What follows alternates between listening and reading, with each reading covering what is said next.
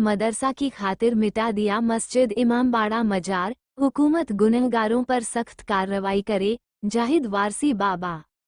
अयोध्या जनपद अयोध्या तहसील सदर मोहल्ला दिल्ली दरवाजा नजूल गाटा संख्या 465 चेक नंबर 2 पर मस्जिद इमामबाड़ा कब्र आदि दर्ज है, परंतु उन तीनों धार्मिक स्थलों को मुस्लिम समुदाय के कुछ मौलवियों द्वारा ही उस पर अवैध तरीके से मदरसा अहले सुन्नत मिराज उलूम दिल्ली दरवाजा अयोध्या चलाया जा रहा है। उस मदरसे का ना तो निजी भूमि भवन था और न ही उसमें कोई बच्चे थे, परंतु मदरसा प्रबंधक आदि द्वारा अल्पसंख्यक विभाग को धोखे में रखकर यूडाइस की फर्जी रिपोर्ट और फर्जी भू स्वामित्व प्रस्तुत कर मदरसे की उच्च आलिया स्तर की मान्यता अल्पसंख्यक विभाग के अधिकारियों को धोखे में रखकर करा ली, जिसका खुलासा तब हुआ जब मृतक निजामुद्दीन के स्थान पर मस्जिद टाट शाह के इमाम शहर काजी की नियुक्ति फर्जी चयन समिति बनाकर उस मदरसे में सहायक अध्यापक पद पर हुई।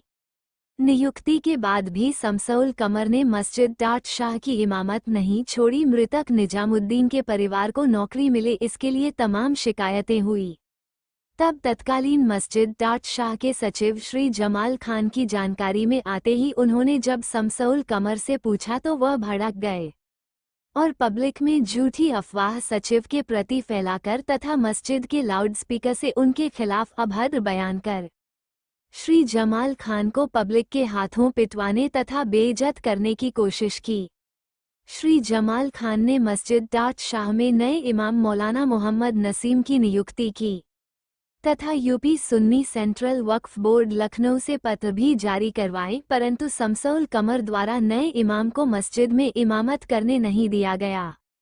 और आज भी अपने और अपने सहयोगियों के दबंग प्रभाव से मस्जिद टाट शाह में काबिज है। जिसे चाहते हैं मस्जिद में बेइज्जत कर देते हैं तथा मस्जिद के लाउडस्पीकर का दुरुपयोग भी करते हैं। इसी तरह शमसउल कमर द्वारा पूर्व में राष्ट्रवादी विचारधारा के समाजसेवी और सूफी खानकाह एसोसिएशन उत्तर प्रदेश इकाई प्रदेश उपाध्यक्ष श्री जाहिद खान वारसी बाबा के विरुद्ध मस्जिद के मेंबर से लाउडस्पीकर का दुरुपयोग करते हुए सैकड़ों लोगों को भड़काया गया था, जिस पर श्री वारसी ने शरई फतवा भी मंगाया, जिससे इनके पीछे बहुत से लोगों ने नमाज पढ़ना भी छोड़ दिया है। वर्तमान में श्री फजल हुसैन अजहरी आदि की शिकायत पर उक्त अवैध मदरसा अहले सुन्नत दिल्ली दरवाजा अयोध्या के भ्रष्टाचार का खुलासा होने पर उस मदरसे की मान्यता रजिस्टर निरीक्षक उत्तर प्रदेश मदरसा शिक्षा परिषद लखनऊ द्वारा निलंबित कर दी गई, जिस बात से नाराज होकर शमसउल कमर व मस्जिद टाट शाह इंतजामिया कमेटी के कुछ सदस्यों द्वारा बकरीद के एक दिन पहले पुलिस प्रशासन पर ईद उल फित्र की नमाज न पढ़ना का दबाव बनाकर